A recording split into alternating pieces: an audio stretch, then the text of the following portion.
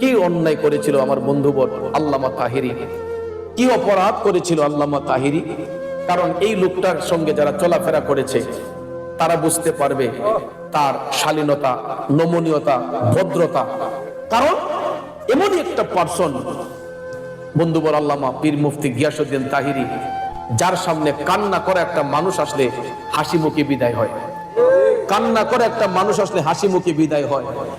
আমি বাস্তব প্রমাণ, আমি নিজে দেখেছি যে তার উপরে অনেক ক্ষোভ নিয়ে গেছে, অনেক রাগ নিয়ে গেছে একটা মানুষ, কিন্তু তার কাছে গিয়ে মোমের মতো বলে গেছে।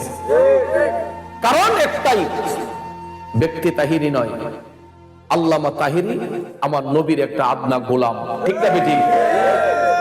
আল্লামা তাহিরি হুসাইনি আদর্শের একটা প্রেমিক, যে কখনো সাদাকে সাদাই বলে, কালোকে কালো বলে, কালোকে সাদা বলে না, সাদাকে কালো বলে না। এটাই হলো তার অপরাধ। কথা কোন ঠিক না বেটি?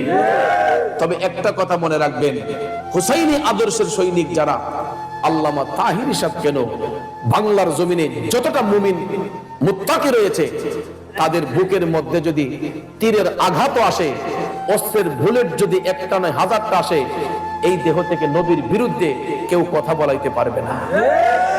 আমরা যতদিন বেঁচে থাকবো নবীর গোলামি করব, যতদিন দুনিয়াতে বেঁচে থাকবো হুসাইনি আদর্শে আদর্শিত হয়ে চলবো। ঠিক কিনা বলেন? এই জন্য ভাইয়ের আমার, আমি শ্রদ্ধা রেখে বলছি, আমি ভালোবাসা রেখে বলছি, কারণ বাংলাদেশের মানুষ স্বাধীন সার্বভৌমত্বের দেশে আমরা সম্প্রীতির মাধ্যমে চলাফেরা করি। হিন্দু ভাইরা মন্দিরে পূজা করবে, খ্রিস্টানরা গির্জার মধ্যে ইবাদত করবে, মুসলমানরা মসজিদে গিয়ে আল্লাহকে সিজদা করবে। এখানে কোনো মারামারি নয়, দাঙ্গা হাঙ্গামা নয়, আমরা এতে বিশ্বাসী নয়। কারণ এই সম্প্রীতির মাধ্যমেই দেশ স্বাধীনের পরে আমাদের বাংলা মায়ের সন্তানরা চলতেছে। কথা কোন ঠিক না বেঠিক? এই দেশ স্বাধীন হওয়ার পর থেকে আমরা এই স্বাধীন দেশে সম্প্রীতির মাধ্যমেই চলতেছি। কিন্তু আমাদের শান্তিপ্রিয় সুশীল সমাজকে অশান্ত যদি কেউ করতে চায়, ইমাম হুসাইন যেমন ইচ্ছে করে গিয়ে ঝগড়া করেন নাই, আমরাও করি নাই, কিন্তু উপরে পড়লে আমরা সারিও না। টেকনাফ থেকে তেতুলিয়া, রূপসা থেকে পাথরিয়া, মাত্র শুরু না হইল, মাত্র শুরু হইছে।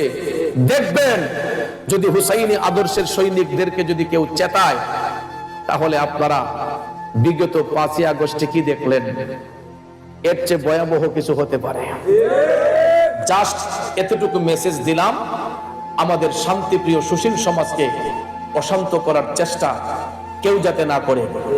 যদি কেউ করতে চায়, বাংলাদেশে এখনো সুফিবাদী বিশ্বাসী সুন্নি মুসলমানরা ঘুমন্ত অবস্থায় নয়, আমরা সজাগী আছি, আমরা সজাগী আছি।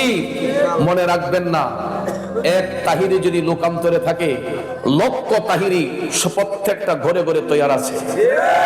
কিন্তু তাহিরি লুকায়িত নয়, এখনো তাহিরি সত্যের পক্ষে ওপেনলি কথা বলতেছে। কথা কোন ঠিক না বেঠিক? কারণ মিথ্যা চিরন্তন মিথ্যা, সত্য চিরন্তন সত্য। সত্যের কাছে অবশ্যই মিথ্যা হার মানবে। কথা কোন ঠিক না বেঠিক?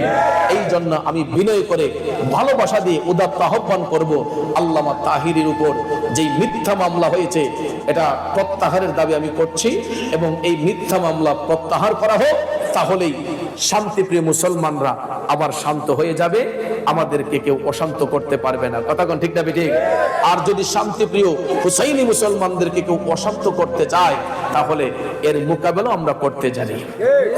কথা কোন ঠিক না বেঠিক? কারণ আমরা বাংলা মায়ের সন্তান। কথা কোন ঠিক না বেঠিক?